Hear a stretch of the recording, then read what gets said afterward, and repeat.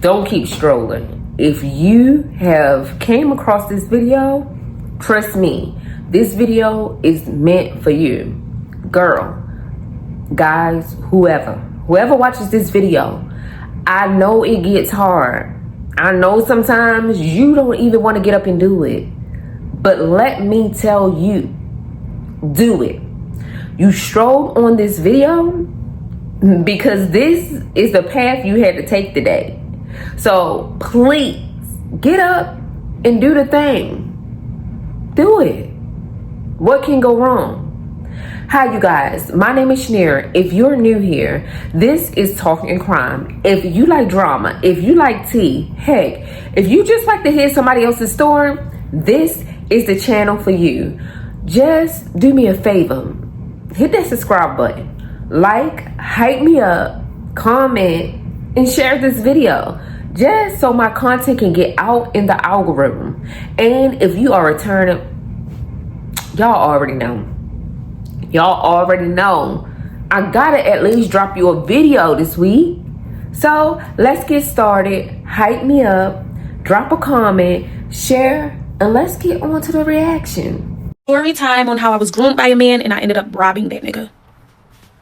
So this was years back. I'm 27 and I have a son. He's 6 years old. So this was like way before I even had a kid or anything like that. I'm not sure of this exact year, but like I was pretty much fresh out high school. I was innocent. Like there wasn't no whole phase. Like I barely talked to men or talked to boys or anything like that. Like I for real just got my heart broken out of high school. Like still recovering from that. I'm innocent. I'm fresh off the porch, y'all. Like for real.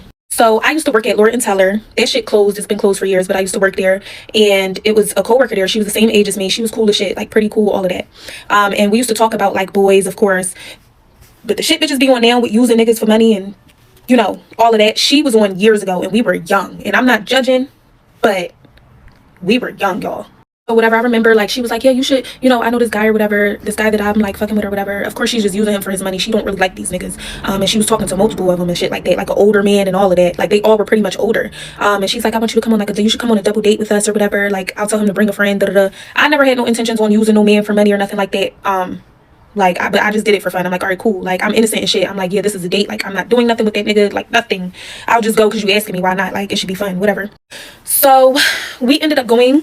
And they were African. If you're from Philly, there's, like, Africans in Philly. But they don't look African. Like, I don't want to offend nobody or, like, how are Africans supposed to look. But they were, like, niggas that knew how to dress, like, get money niggas, all of that. But they were older than us. They had a few years on us. It wasn't no crazy age gap. But they had us by a few years. I ain't even gonna lie.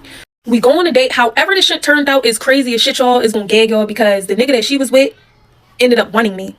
And the boy I was with, he liked me. He wanted me and stuff. But like, no, like, I don't know. He owned a fucking business and all this shit. His business like on fire still.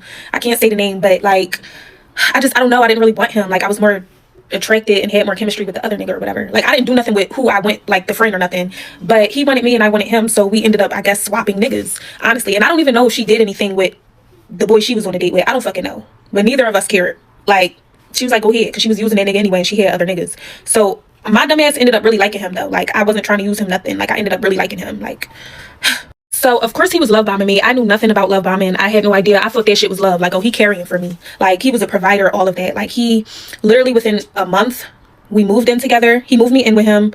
He convinced me to quit my fucking job. Mind you, I always been a get money ass bitch. Like, I worked at Lord & Teller, always stayed with a job and stuff like that. And it just was like, at the time, Lord & Teller employees was getting the same discount as the Saks employees. So even though we wasn't working there, we would get the same discount. And bitch, I used to sell the shit out that discount.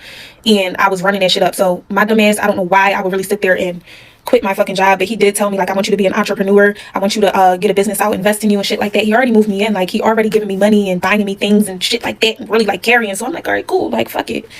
Big motherfucking mistake. Again, I was young and naive. So it's just like, I'm not judging the past me and the young me. And I don't give a fuck if y'all do, but it's just like, I did a lot of dumbass shit with him, like, honestly. But I'm telling y'all, I'm here telling y'all, let me get back to it. So boom, I quit my job. He telling me he want me to start a business. He's literally grooming me, y'all. He's literally buying all my clothes. After that, he's buying my panties. He's buying my bra. It felt like this nigga was my dad. Like, literally, it was so uncomfortable. Like, literally, I stopped liking him because I'm like, it's getting awkward and weird now. Like, I kind of knew what was going on, kind of, you know? But I still was being, like, naive, but still, like, aware of, like, what the fuck is going on. But let me see what's about to happen. Like, what else he about to do? So he's buying my clothes, buying my shoes. He's paying for everything. I'm going with him. He used to move weight. I'm going with him to bus traps and do all this stuff. Tired as fuck, driving for hours. He's driving for hours. I wasn't driving or nothing. I'm doing everything with this man. Like, literally, it was like so draining. Hated it. I wanted to be with my friends. He used to isolate me from my fucking friends and family. He used to hate when I wanted to go home to visit my mom. Major red fucking flag. Like, literally used to argue me down. Same with friends. I barely would go out with friends or anything like that. I think I lost friends because I don't think I lost friends, but we just wouldn't hang out. Like, because I would always be with him because he would get mad if I wanted to go out with my friends and stuff. So it just kept getting fucking worse. Like, this nigga, I'm trying to make it all one video. I'm not doing all these different parts and shit like that. I'm sorry. But literally it just kept getting worse. Like, he was so controlling. It was toxic. We would argue every day because one thing about me, I'm vocal now. I've been vocal then, as even as a like innocent girl, like a young girl, you know. I always been vocal and expressed myself and my feelings and shit like that. So when I would do it, we would argue a lot. We would tussle a lot. He never like fully put his hands on me until this one time. I'm about to get to that. But yeah, he was Muslim, so he used to like buy Islamic books and like the Quran and like study books and stuff like that, and he would like try to force me to convert and be Muslim. Another red flag. Like, who said I was converting? Like, what the hell? He used to gaslight me and manipulate me and tell me that, oh, like, my mom won't accept you, she won't like you, she won't want you with me if you don't go back to school. Who the fuck said I want to go back to school? Like, I'm fresh out of high school, for real. I would have went to college if that's what I wanted to do. I'm not no bum ass bitch. I always had in my mind though, until I figure out what I want to do, I'ma work. You know what I mean? I'm a work a job. I'm a work jobs and shit. This before I had a kid and all of that. Like, you know, he used to make all the decisions without telling me. Like, it just really felt like I was walking around and just hanging around with my fucking dad all fucking day. It was so uncomfortable. Honestly, I just ended up stop liking him. So it was torture. When we would argue, like, he would like go over other girls' houses. I remember he came back home late as shit and told me like, yeah, I want to be honest with you. You know, I went over this girl's house to like vent to her about the argument, but we didn't do anything. Blase, blase, like all this disrespectful shit. Like, and we used to do it every day. Like, even when I didn't fucking want to, when I didn't feel like it, I'm mentally going through shit and all that, he still wanted to do it, would make a big deal and argue with me and get mad if I didn't want to do it.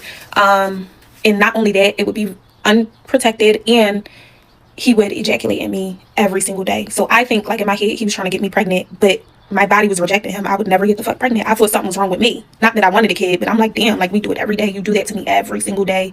How am I not pregnant, you know? So yeah, another thing he would try to do is they want control. Like, people, like men that groom girls, they want control and power and stuff like that. So I don't know, I just felt like a fucking object to him. Like, he like a fucking big ass blow up doll. And then like he kept asking for threesomes. So this is where shit get tricky, and time is running out, so I actually do have to do a part 2. This is where shit get tricky, y'all, because he keeps asking me about a threesome. I'm telling him like, I'll think about it, I don't know, no, like I'm saying all this shit. He keeps asking me every day. So I look at him one day he asked me, I said, yeah, we can have a threesome, let me pick the other nigga. When I tell you he socked me so hard in my jaw.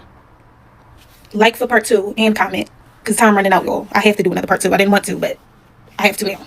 Okay, girl, she was going fast as hell. I wonder, did she like see these red flags while they were gone? Because you know how some people just be blind to the fact, and some people not realize they're red flags until they look back on it. So I wonder, did she look back on it and realize they were red flags, or as it was going, like, was she like, yeah, pretty much this nigga grooming me, pretty much he want to be in control, he's controlling me?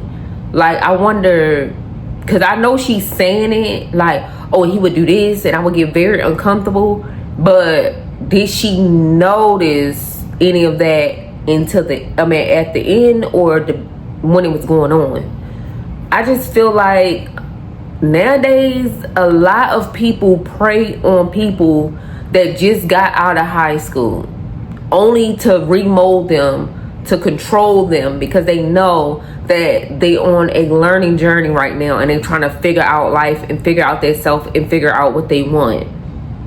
But the whole thing is, when she said that he kept asking for a fucking threesome, and then she was like, yeah, if I can pick the dude, and he socked her in the face. Sir, you asked for the threesome. It would be okay if she had another female, but then when she said, yeah, another male, you got mad and hit her? Huh? How bad did you want that threesome? Because what makes you think that you're going to constantly try to bully this girl into having a threesome, and she was going to want to do a threesome at all, but not even that with another woman? And you already been cheating on her and leaving and going to see other women, pretending like you just was telling about what happened at home. If you got all these girls, why is you messing with a younger girl and trying to groom her and treat her like your child instead of your mate? Okay. Okay, part 2 on how I was groomed by a man and I ended up robbing that nigga.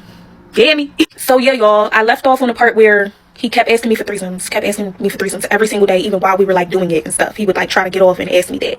And it just got so frustrating and annoying, and like it just was so degrading, and like I already stopped liking him. Like I'm already like I barely fucking like you no more, for real. Like seriously, you're like getting on my nerves. Like I'm in my head thinking of a fucking escape plan, and you keep talking to me about a fucking threesome. You get what I'm saying? Like, and that could be degrading when you messing with a woman that values herself, that values her pocketbook. Like shit like that being asked and said is very degrading. It's a turn off. Like a real woman that know her worth would feel so violated even though it didn't happen yet. Or even though it didn't happen. Like, what do you mean a threesome? No. Like, who the fuck do you think I am? Basically. Threesome. You get what I'm saying? Like I'm just so irritated. So I ended up saying what I said. I said, okay, we can have one. He happy as shit. I said, but I'm gonna pick the nigga, not the bitch. You swore I was gonna say a female. And no. The fuck? And no, I wasn't serious. I just said that to get on his fucking nerves, but I didn't know that nigga was gonna punch me like that. He did. He punched me so hard in my jaw dropped. The same jaw he punched me in, that shit dropped. I was like, he never hit me before. Like we would tussle and stuff like that, and when we would argue and like be toxic, but he ain't never actually like socked me. He socked me, and after that, you know, he was like, oh, I apologize, this, that, and the third. Nigga, I seen the movies. I seen shit that happened with family. I seen shit that happened with friends. I seen shit that happened to other people. I know the steps that abusers fucking take before they start beating your ass. That wasn't ever going to be me. I don't give a fuck. Sorry. If anything, you know, I'm not really justifying it or anything, but if anything, I'm beating a nigga ass before he touched me. If anything, you get what I'm saying? That wasn't going to be me. And I know that wasn't going to be the last time he would put his hands on me. That was the start of that shit. So I already, after that, fake forgave him, and I'm thinking of a fucking escape plan. And the nigga was crazy too. You know, he was crazy. Like, even when I would try to get away from him, like he would literally like chase me. I remember he chased me by foot, like all of that. And it just was like, I don't know, I was kind of scared. I didn't want to really tell my mom or family. My mom probably still don't know about this shit, to be honest. She still don't know about this shit. Like my sisters, nobody. I have 3 older sisters. Like nobody knew about this shit. This shit crazy, right? So anyway, yeah, that ended up fucking happening, and I'm like, all right, I need to make an escape plan. So what ticked it off, what got started with like me like really trying to figure out what my game plan was, my escape plan.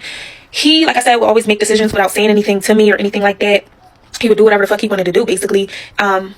And one day, like, we got in a car or whatever, and it was all his shit packed up. It was so many suitcases, black bags, like all this shit. I'm looking around like, are we moving? Like, where are we going? He like, oh yeah, I wanted to let you know, I wanted to tell you that, you know, I'm going back to Africa for a few months. You know, I got a property out here. We building a house. I want to visit my mom, and I want to go to school. I want to go back to school. He wanted to go back to college.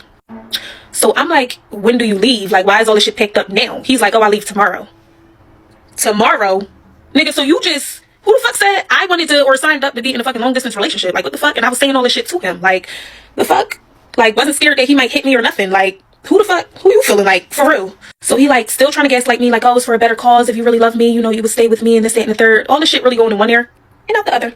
Boom. So this nigga literally left the next fucking day. Like, literally left the next day.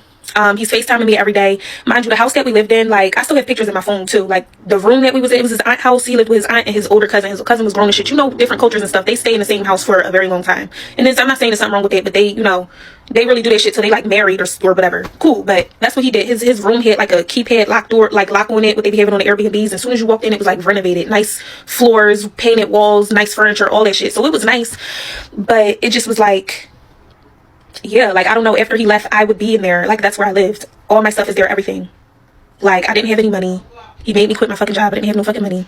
I was too embarrassed and like fucking scared to like tell my mom or my sisters or anything. So like, I really felt alone. I was like depressed as fuck. No shade, but his aunt kept making like African food and it's good, but I did not want to eat that shit every day. It was spicy. Bitch kept making peanut butter soup. That shit is spicy. It was good, but not good enough for me to want to eat that shit every day. So I was hungry, not eating. I used to literally fucking starve. Like, literally, like, I really want to cry right now, but I'm not. Like, I was so hungry, y'all. I just did my makeup, so I'm not gonna cry. All right. But yeah, like, this shit really was happening. I felt like I was kidnapped and like just fucking trapped. Like, I don't know. Yes, it's easier said than done. Like, yeah, why don't you just call your mom and go back home and, you know? But that nigga was crazy. Like, I didn't know what he was really up to. I kept trying to figure out my escape plan, but it made it a little easier that he went to Africa. So like, I just got tired of being a fuck hungry. I ain't gonna lie. Like, I knew where his stash of money was at, so I would go right in that drawer, in that safe, whatever the fuck it was in. It actually wasn't in a safe, it was in a drawer. And I would penny pinch. Like, it's all blue faces, it's stacks of money. Like, I would just take money, like, but it was, so it's not really me robbing, maybe that's stealing, but oh fucking well, bitch, I had to eat. I didn't want to keep eating that African shit. I used to tell him, babe, I'm hungry. He would be like, my aunt cooked, go see what she cooked. Like, I don't fucking want that. I don't want fucking fufu every day, bitch.